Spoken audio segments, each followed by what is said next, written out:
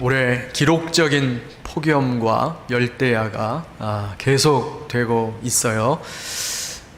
입추도 지나고 여름이 지나고 가을이 온다는 처서도 지났는데 여전히 날씨는 삼복 더위입니다. 많은 분들이 더위에 지치셨다 이런 생각이 들어요. 그런데 참 놀라운 것은 이렇게 열대야가 계속되고 더위가 계속됨에도 불구하고 요즘 새벽 기도에 나오시는 분들이 이전보다 더 많아졌다는 겁니다. 피곤하고 지치기 쉬운 날씨인데 또 열대야로 인해서 잠설치기가 쉬운 날씨임에도 불구하고 많은 분들이 새벽 제단을 쌓고 계십니다. 참 이런 모습을 보면서 우리 부천평안교회 성도들 정말 훌륭하다. 목사보다 낫다. 이런 생각을 제가 했어요. 천둥치고 비가 오는데도 그런 여름에도 또 차가운 바람이 불고 추운 겨울에도 어떤 상황에서도 예배의 자리, 기도의 자리에 나오시는 우리 성도들이 정말 귀하다 이런 생각을 하게 됩니다. 목사인 제 눈에도 귀하게 보이는데 하나님 보시기에 얼마나 귀할까 이런 생각을 이번 주간 제가 묵상을 했어요. 그런데 이런 성도의 삶을 세상은 이해하지 못합니다. 왜 저 사람들은 저렇게 꾸역꾸역 매 주일마다 시시때때로 교회에 나가는가 이해를 못해요. 돈이 나오나 밥이 나오나 도대체 왜 저렇게 참 하나 이상한 사람들이다 이런 생각을 할 겁니다. 아마 여기 계신 분들 중에도 이런 말 들어보신 분이 계실 거예요. 좀 작작 좀 믿어라. 무슨 광신자냐. 이런 이야기를 세상은 합니다. 저도 그런 이야기를 들은 적이 있어요. 제가 이제 소명을 받고 하나님의 부르심을 받고 이제 신학 공부를 한다니까 목회자가 된다고 하니까 믿음 없는 친척들이 이런 말을 하는 겁니다.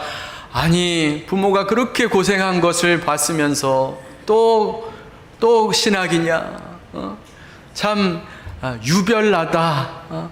좀 그냥 편하게 교회 다니면서 편하게 직장 생활하면서 편하게 좀 살지 왜 그렇게 유난을 떠냐.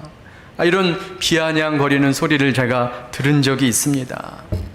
여러분 세상 사람들은 왜 이렇게 반응할까요?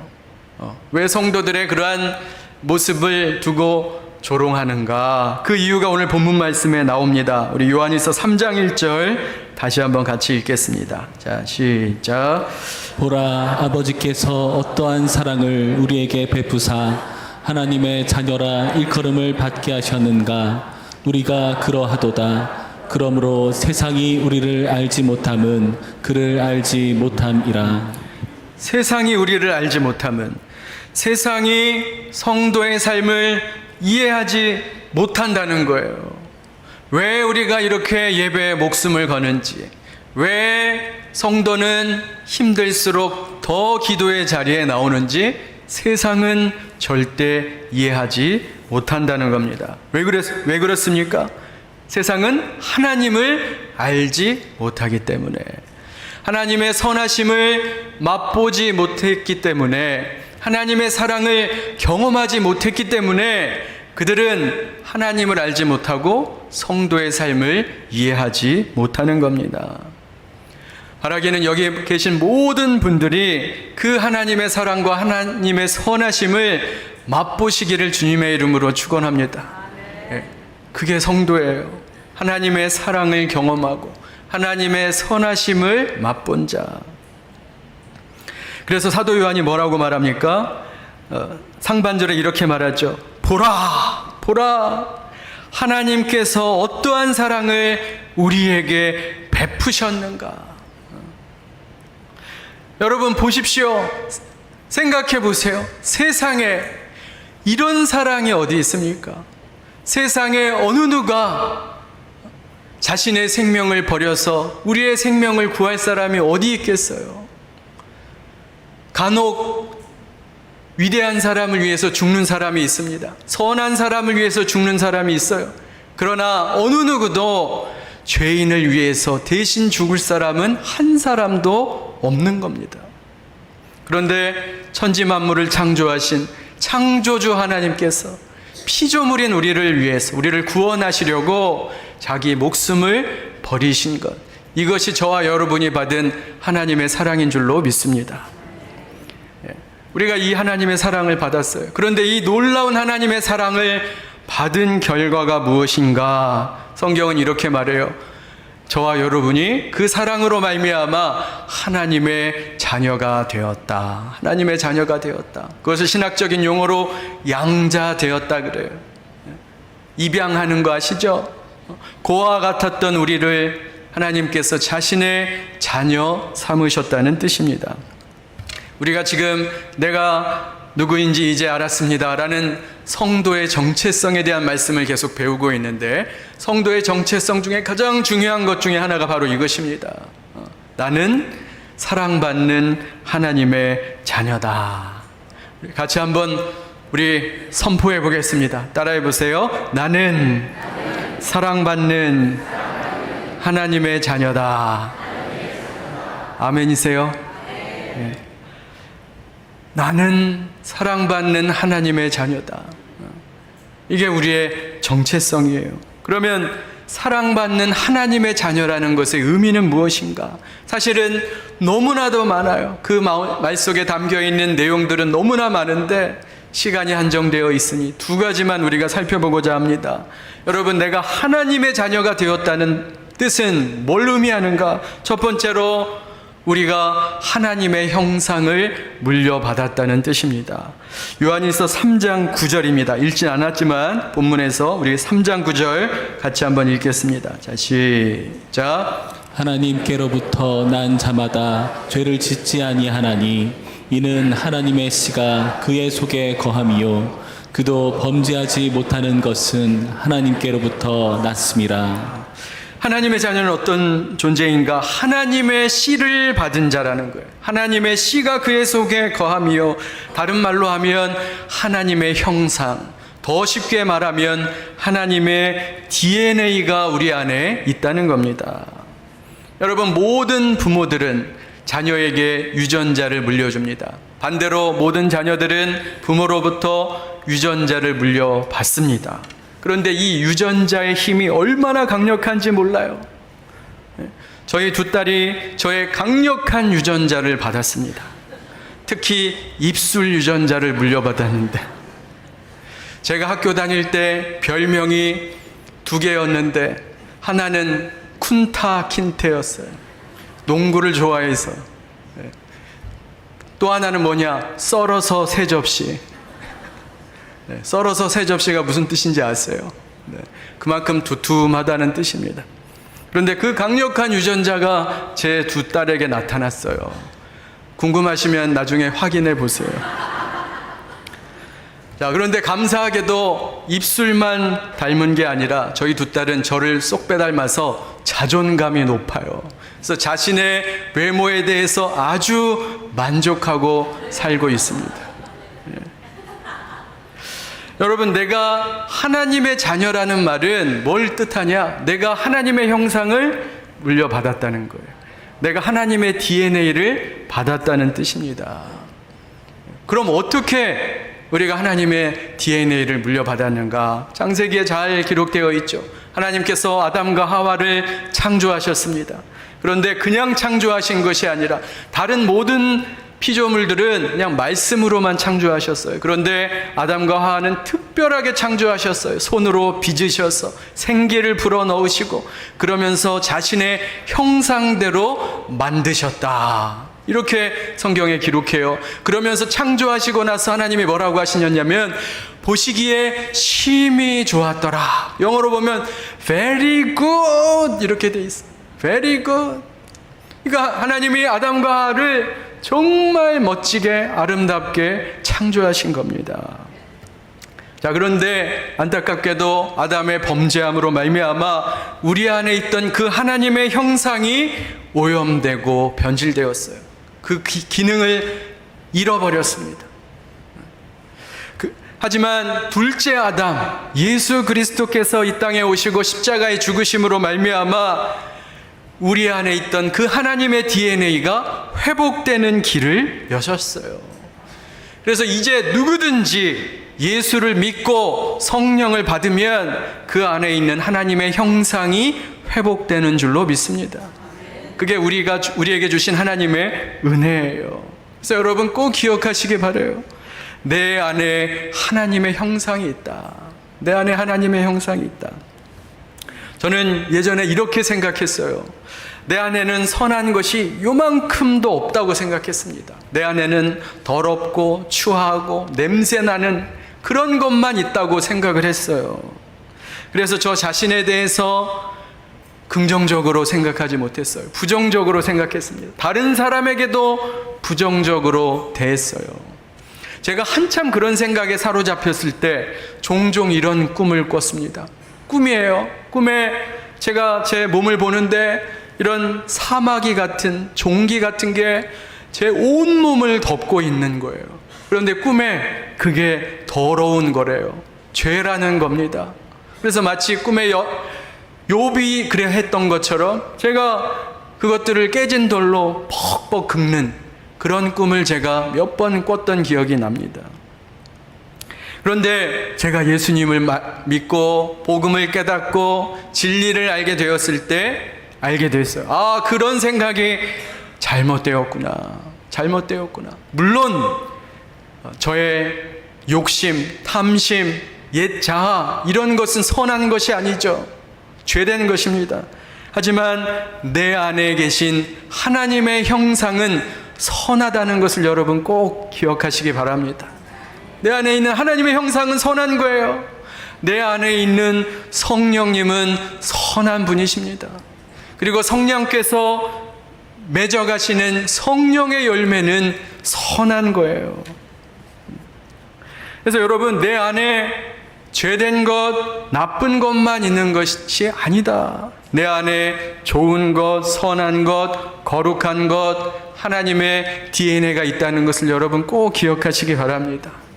자, 그렇기 때문에 인간의 존엄성이 여기서 나오는 거예요. 왜 인간이 존귀한 존재인가?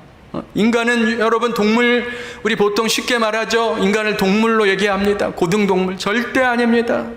동물과 인간은 다른 존재예요. 그 가치가 틀립니다. 그래서 우리는 자신을 귀하게 여기고 사랑할 줄 알아야 돼요. 왜냐하면 내가 하나님의 형상을 갖고 있기 때문에 그래요. 사도 바울이 말했죠. 성령이 우리 안에 내주하시기 때문에 우리는 하나님의 성전이다. 거룩한 존재라는 거예요. 그런 나 자신을 귀하게 여기지 못하고 학대하고 비하하는 것은 하나님 앞에 큰 죄라는 것입니다. 여러분, 그런 자기 비하와 자기 학대에 빠진 사람들이 너무 많아요. 나는 왜 이렇게 못생겼지? 나는 왜 이렇게 키가 작지? 나는 왜 이렇게 머리가 나쁘지? 나는 루저야. 나는 쓸모없는 인생이야. 이 자기 학대, 자기 비하, 이것은 하나님을 욕되게 하는 겁니다. 하나님의 형상대로 우리를 만드셨는데, 하나님의 선한 것들을 우리 안에 두셨는데 우리 자신을 비하하고 학대하는 것은 하나님을 욕되게 하는 거예요. 여러분, 저는 예수 믿고 자존감이 굉장히 좋아졌어요. 왜 그렇습니까? 내 안에 하나님의 형상이 있다. 내 안에 하나님의 DNA가 있다. 내 안에 하나님의 선한 것이 있다. 이것이 우리가 우리 자신을 귀하게 여겨야 할 이유인 줄로 믿습니다. 여러분, 그러면 우리 안에 있는 하나님의 DNA가 장래에, 미래에 어떤 결과를 가지고 올까? 어떤 모습이 될까? 놀라운 말씀이 성경에 있어요. 요한일서 3장 2절 3절 말씀입니다. 같이 한번 읽겠습니다. 자, 시작. 사랑하는 자들아, 우리가 지금은 하나님의 자녀라. 장래에 어떻게 될지는 아직 나타나지 아니하였으나 그가 나타나시면 우리가 그와 같을 줄을 아는 것은 그의 참모습 그대로 볼 것이기 때문이니 주를 향하여 이 소망을 가진 자마다 그의 깨끗하심과 같이 자기를 깨끗하게 하느니라. 네. 우리 지금은 하나님의 자녀라. 장래에 우리가 어떻게 나타낼 것인가? 네. 우리가 그와 같을 줄을 안다. 이렇게 사도 요한이 말하는 거예요. 그러니까 뭡니까? 우리 안에 있는 하나님의 DNA가, 하나님의 씨가 자라서 어떤 결과를 가지고 오냐면 결국 우리가 예수 그리스도를 닮게 된다는 거예요. 그게 하나님의 씨, 하나님의 DNA의 역할이에요. 그래서 우리가 하나님 앞에 섰을 때, 주 앞에 섰을 때 우리가 예수님과 같은 모습으로 서게 된다는 겁니다. 참 놀랍지 않습니까? 그래서 사도 요한이 말하잖아요. 소망을 가지라는 거예요. 주 안에서 소망을 가지라. 여러분도 주 안에서 소망을 가지시기 바랍니다. 지금은 우리가 부족해요. 못난 부분이 있습니다. 연약합니다. 그래서 우리가 연약함 때문에, 실수 때문에, 내 못남 때문에 힘들 때도 많아요. 그런데 언젠가 이 하나님의 DNA로 말미암아 주님 앞에 섰을 때 우리가 예수님과 같은 존재가 된다는 거예요. 그의 깨끗하심과 그의 거룩하심을 닮은 존재, 온전한 모습으로 주 앞에 서게 될 것이다. 이것이 하나님의 능력과 은혜인 줄로 믿습니다. 그래서 소망을 가지라는 거예요. 지금 우리 자신의 부족함과 연약함 때문에 낙심하고 절망하지 말고 우리 안에 있는 선한 하나님의 씨, 하나님의 형상으로 인해 소망을 가지시는 저와 여러분 되시기를 간절히 소망합니다. 그래서 이게 우리에게 하나님이 주시는 첫 번째 그 하나님 자녀에게 주시는 그 은혜예요. 그래서 우리에게 주시는 그 하나님의 자녀의 의미, 하나님의 DNA, 하나님의 형상이 내 안에 있다는 뜻입니다. 두 번째로 우리가 하나님의 자녀라는 뜻은 하나님의 권세를 물려받았다는 뜻입니다. 여러분 잘 아는 요한복음 1장 12절 아마 암송하시는 분도 많을 텐데 같이 한번 암송해 보겠습니다. 시작. 영접하는 자 곧 그 이름을 믿는 자들에게는 하나님의 자녀가 되는 권세를 주셨으니. 그러니까 하나님의 자녀가 되면 그에 따르는 권세를 주신다는 거예요. 여러분 권세라는 게 뭡니까? 특별한 능력, 특별한 자격이 권세예요. 하나님의 자녀에게 특별한 자격, 특권이 주어진다는 겁니다. 제가 사진을 몇 장 준비했는데요. 사진 한번 보여주세요. 누군지 아시겠어요? 저 미국 사람입니다. 미국 사람. 존 F 케네디와 그의 아들의 모습이에요. 다음 사진. 옆모습이라 잘 안 나타나는데 우리 교계에서 가장 존경하는 대통령 중에 하나죠. 지미 카터. 지미 카터 대통령과 그의 딸입니다. 세 번째는 버락 오바마와 그의 딸 모습이에요. 됐습니다. 지금 이제 미국 대통령과 그의 자녀들이 집무실에서 노는 장면의 사진들이에요. 여러분 미국 대통령이 누구입니까? 세계 최강국, 미국의 최고 권력자예요. 그런데 어느 누구도 함부로 집무실에 들어갈 수 없죠. 신분 조회해야 됩니다. 그 다음에 소지품 검사 다 해야 되고요. 몇 달 전에, 몇 년 전에 약속 잡아야지 만날 수 있는 그런 사람이에요. 자, 그런데 단 한 사람 예외가 있어요. 단 한 사람 예외가 있어요. 언제든지, 얼마든지 대통령을 만날 수 있는 단 한 사람, 바로 대통령의 자녀입니다. 프리패스예요. 프리패스. 언제든지 만날 수 있어요. 다른 조건 없어요. 다른 이유 없습니다. 자녀라는 자격, 그것으로 충분한 거예요. 여러분 우리도 마찬가지예요. 우리도 하나님의 자녀로서 언제든지 얼마든지 하나님을 만날 수 있는 권세가 있는 줄로 믿습니다. 히브리서 10장 19절 말씀 같이 한번 읽겠습니다. 히브리서 10장 19절. 자, 시작. 그러므로 형제들아 우리가 예수의 피를 힘입어 성소에 들어갈 담력을 얻었나니. 여기 보면 담력이라는 말이 있죠. 이 헬라어 단어가 바로 권세를 말하는 겁니다. 이전에는 성소에 아무나 들어갈 수 없었어요. 아무나 들어갔다가는 바로 죽음을 당했습니다. 그런데 예수 그리스도의 피로 말미암아 이제 하나님의 자녀가 된 우리는 언제나 어디서나 바로 그 성소에 들어갈 수 있는 특권을 얻었다는 거예요. 그래서 언제든지 얼마든지 기도의 자리에 나아가서 우리는 하나님을 만날 수 있습니다. 그게 바로 자녀의 특권이에요. 또 하나님 자녀의 권세는 다른 말로 표현하면 예수 이름의 권세라 할 수 있어요. 예수 이름의 권세. 하나님의 자녀는 예수 이름의 권세를 사용할 수 있는 자격을 부여받았습니다. 저희 둘째 딸이 오늘 딸 얘기를 많이 하는데 또 10,000원 줘야 됩니다. 제가 설교에서 인용을 하면 10,000원을 주기로 해서 저희 둘째 딸이 이제 밖에서 뭐 공부하다가 밖에서 식사할 일이 있죠. 근데 요새는 현금 이렇게 안 주잖아요. 그러면 이제 제 카드를 주는데요. 이제 카드를 줘서 밖에서 뭘 사 먹으면 휴대폰에서 띵 하고 이제 메시지가 오죠. 그러면 이제 뭘 먹었는지 알 수 있어요. 근데 띵 하고 오면 거의 대부분 마라탕. 뭐 요즘 애들은 이렇게 마라탕을 좋아하는지. 또 띵 하고 오면 어디 김밥. 이런 이제 메시지를 받습니다. 여러분 생각해 보세요. 그 플라스틱 쪼가리가 뭐라고? 그 플라스틱 쪼가리가 뭐라고 그것을 가지고 밥도 사 먹고 물건도 살 수 있습니까? 그 플라스틱 자체가 대단한 게 아니라 거기에 있는 제 이름 때문에 그런 거죠. 제 신용 때문에 제 이름을 걸고 이 사람에게 밥도 주고 또 음식도 주는 것입니다. 그게 바로 제 이름의 권세지요. 마찬가지로 하나님의 자녀인 우리도 이런 마치 신용카드와 같이 예수 이름의 권세를 우리가 사용할 수 있는 자격을 우리가 부여받았다는 거예요. 빌립보서 2장 9절 10절 말씀입니다. 이름의 권세가 어떤 건지 한번 보겠습니다. 시작. 이러므로 하나님이 그를 지극히 높여 모든 이름 위에 뛰어난 이름을 주사 하늘에 있는 자들과 땅에 있는 자들과 땅 아래에 있는 자들로 모든 무릎을 예수의 이름에 꿇게 하시고. 그 권세는 어떤 권세냐? 하늘과 땅의 모든 권세가 굴복하는 권세다. 그래서 예수님도 제자들에게 이렇게 말씀하셨어요.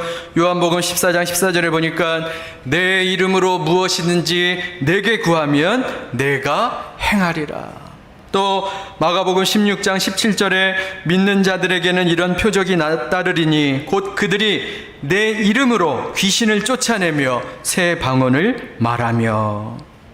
여러분 예수 이름에는 권세와 능력이 있음을 여러분 꼭 기억하시기 바랍니다. 예수 이름에 권세와 능력이 있어요. 특히 사탄은 우리가 하나님의 자녀로 사는 것을 너무너무 싫어합니다.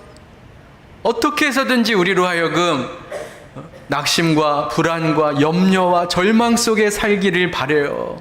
그래서 끊임없이 우리에게 거짓된 생각과 마음을 불어넣는 것이 바로 그게 영적 전투라는 겁니다. 여러분 불안과 염려와 걱정 속에 늘 지금 살고 계시다면 그리스도 안의 자유 과정을 꼭 하시기 바라요. 자, 그래서 사탄의 계계는 뭐냐? 우리가 하나님의 자녀답게 사는 것을 방해해요. 그래서 우리 마음속에 끊임없는 사탄의 별명이 뭔지 아세요? 거짓의 아비입니다. 라이어예요. 라이어. 끊임없는 거짓말로 우리에게 거짓된 생각을 불어넣어요. 그러니까 여러분 내 안에 있는 생각들이 다 내 거라고 생각하면 안 돼요. 내 안에 문득문득 저도 그런 영적인 공격을 받을 때가 있어요. 이제 예배 인도를 하려고 강단 위에 서려고 하는데 엉뚱하고 이상한 잘못된 생각들이 제 마음속에 탁탁 들어올 때가 있습니다. 저는 놀라죠. 왜 갑자기 이런 생각이 들지?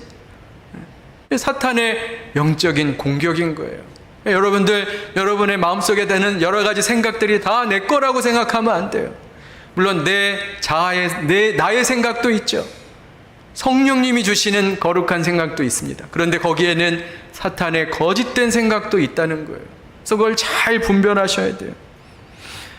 아까도 말씀드렸지만 나를 비하하고 나를 학대하고 나 왜 이렇게 쓸모없는 인간이야 이렇게 자기를 학대하는 이런 생각 누가 주는 생각이에요?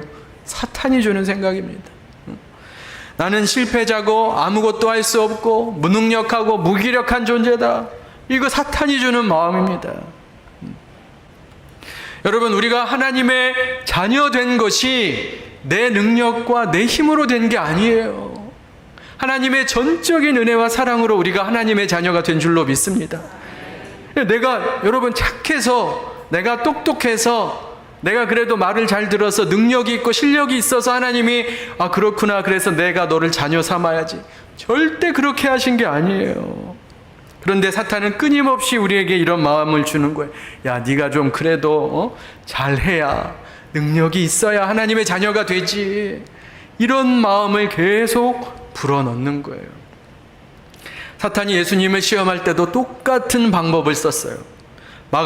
마태복음 4장 3절 말씀 같이 한번 읽겠습니다. 마태복음 4장 3절. 자, 시작. 시험하는 자가 예수께 나와서 이르되 네가 만일 하나님의 아들이어든 명하여 이 돌들로 떡덩이가 되게 하라. 예수님께 시험하는 자 사탄이 와서 뭐라고 말해요? 돌로 떡을 만들어야 네가 하나님이 될 수 있다는 거예요. 네가 만일 하나님의 아들이어든 명하여 이 돌들로 떡덩이가 되게 하라. 반대로 말하면 야, 네가 돌로 떡을 만들어야 하나님의 아들이 될 수 있는 거야. 뒤에 또 말하죠. 네가 높은 곳에 뛰어내려서 다치지 않아야 하나님의 아들이 될 수 있는 거야. 조건을 말하는 거예요. 능력을 말하는 겁니다. 우리에게도 똑같은 방식으로 시험하는 거예요. 야, 네가 그렇게 감정 조절도 안 되고 늘 불안하고, 야, 그래갖고 네가 어떻게 하나님의 자녀가 되겠느냐? 너는 말씀에 순종도 못하고 매일 낙심하고 실패하는데 그래가지고 네가 하나님의 자녀가 될 수 있겠느냐? 이렇게 사탄은 끊임없이 우리를 공격하는 것입니다. 그래서 여러분, 내 마음에 의심이 찾아올 때, 이 불신이 찾아올 때 예수의 이름으로 대적하셔야 돼요. 예수의 이름의 권세를 사용하셔야 돼요. 예수의 이름으로 명하노니 사탄아 물러갈지어다. 내가 아무리 부족하고 내가 아무리 연약해도 여전히 나는 사랑받는 하나님의 자녀이다. 이렇게 선포하시기 바랍니다. 그게 예수 이름을 주신 이유예요. 마귀에게 속지 말라고. 이제 말씀을 맺고자 합니다. 우리 두 가지 배웠죠. 내가 하나님의 사랑받는 자녀다라는 의미, 내가 하나님의 자녀라는 의미는 나에게 하나님의 형상이 있다, 하나님의 DNA를 가지고 있다, 또 하나님의 자녀의 권세를 가지고 있다. 그걸 의미하는 거예요. 그러니까 사용하셔야 돼요. 사용하셔야 돼요. 이제 말씀을 맺고자 합니다. 오늘 본문 말씀 요한일서를 기록한 사람이 누구예요? 누가 요한일서를 기록했습니까? 너무 쉬운 문제입니다. 요한이죠. 세례 요한은 아니고 사도 요한이 쓴 책입니다. 여러분, 사도 요한은 별명이 사랑의 사도예요. 사랑의 사도. 왜 사랑의 사도냐? 나중에 기회 되시면 요한일서를 한번 쫙 읽어보세요. 온통 하나님의 사랑에 대한 이야기예요. 사랑이 여기 있나니, 하나님은 사랑이시라. 온통 하나님 사랑에 대한 이야기예요. 그래서 사도 요한의 별명이 사랑의 사도입니다. 자, 그런데 여러분, 사도 요한이 처음부터 사랑의 사도가 아니었어요. 사도 요한의 원래 별명이 따로 있어요. 일부에서는 맞추셨는데 혹시 사도 요한의 별명 아시는 분 계세요? 예? 우레의 아들이에요. 우레의 아들. 우레가 뭡니까? 천둥, 번개. 그게 우레죠. 그래서 요한은 별명이 천둥 번개의 아들이었어요. 갈릴리 바닷가 어부였는데 성격이 불 같은 겁니다. 천둥 같고 벼락 같은 거예요. 그런 존재가 사도 요한이었어요. 요한의 성격이 나온 장면이 있는데, 이제 전도를 하는데 예수님과 함께 복음 사역을 하는데 예수 믿기를 거부하는 사마리아 동네가 있었어요. 그것 모습을 보면서 요한이 뭐라고 말하냐면, 주여, 우리가 불을 명하여 저들을 싹 쓸어 버리기를 원하십니까? 무시무시하죠. 전도 안 받는다고 불을 내려서 싹 쓸어 버렸으면 좋겠다, 이렇게 얘기를 하는 거예요. 사도 요한이 그런 존재였습니다. 자, 그런 그가 어떻게 사랑의 사도가 되었는가? 사도가 되었는가? 요한복음 13장 23절 말씀 우리 같이 한번 읽겠습니다. 요한복음 13장 23절. 자, 시작. 예수의 제자 중 하나 곧 그가 사랑하시는 자가 예수의 품에 의지하여 누웠는지라. 사랑하시는 그 제자가 베드로에게 이르되 주님이시라 하니. 네. 여기 나오는 그가 사랑하시는 자, 예수께서 사랑하시는 제자가 누구예요? 요한 자신이에요. 자기가 자신에 대해서 이렇게 표현하고 있는 겁니다. 요한복음을 요한이 썼죠. 그런데 요한복음 곳곳에 자신을 이렇게 표현해요. 나라고 표현하지 않고 예수께서 사랑하시는 자가, 예수께서 사랑하시는 그 제자가 바로 자기라는 겁니다. 자기 스스로를 이렇게 소개하고 있는 거예요. 요한복음 읽어보세요. 곳곳에 이런 표현이 나옵니다. 쉽게 말씀드리면 이런 거예요. 누가 요한 사도님 이렇게 부르면 저요? 예수님께 사랑받는 저 말입니까? 이렇게 대답을 하는 거예요. 자기를 소개할 때, 자기를 나타날 때 항상 이 수식어를 붙이는 겁니다. 나 요한은 예수님께 사랑받는 제자다. 나 요한은 사랑받는 하나님의 자녀다. 이것이 저와 여러분의 정체성인 줄로 믿습니다. 그래서 여러분, 군대에서 우리 남자분들 잘 아시지만 군대에서 상관이 툭 치기만 하면 뭐가 튀어나와야 돼요? 네, 관등성명이 튀어나와야죠. 그것처럼 요한은 툭 치기만 하면 이게 튀어나오는 거예요. 나는 사랑받는 예수님의 제자다. 나는 사랑받는 하나님의 자녀다. 이런 고백이 저와 여러분의 고백이 되어야 할 줄로 믿습니다. 그래서 그 우레의 아들, 천둥번개의 아들이 사랑의 사도가 된 거예요. 이번 주 제가 숙제 하나 내드릴게요. 올해 표어가 뭐예요? 듣고 행하라. 듣기만 하시고 잊어버리면 안 됩니다. practice, 실천해 보세요. 한 주간 거울 쳐다보면서 요한처럼 자신에게 선포해 보시기 바랍니다. 먼저 우리 남자분들 거울 딱 보시면서 참 잘생겼다. 한번 따라해 보세요. 우리 남자분들만. 자, 시작. 참 잘생겼다. 의욕이 없으시네. 네. 여러분이 잘생긴 것은 하나님의 DNA 때문에 그런 거예요. 네. 그래서 참 잘생겼다 하시고 그 다음에 뭐예요? 나는 사랑받는 하나님의 아들이다. 우리 남자분들만 한번 하겠습니다. 시작. 나는 사랑받는 하나님의 아들이다. 자, 우리 여자분들 거울 쳐다보시면서 따라해보세요. 참 예쁘네. 여자분들은 잘하시네. 참 예쁘네 하시고 또 똑같이 따라해보세요. 나는 사랑받는 하나님의 딸이다. 네. 꼭 실천해 보시기 바랍니다. 네. 사도 요한이 실천했잖아요. 이번 주 목장 모임 하실 때도 자기 소개하실 때 이렇게 한번 목장 모임에서 소개해 보세요. 나는 사랑받는 하나님의 아들 송한욱입니다. 이렇게 소개해 보시는 거예요. 여러분, 내가 믿음으로 말씀을 선포할 때 그 말씀이 내 삶에 녹아져서 그 말씀이 성취될 줄로 믿습니다. 예. 여러분, 순종은 어린아이처럼 하는 거예요. 그래서 한번 말씀을 선포해 보세요. 제가 스포 좀 할게요. 스포.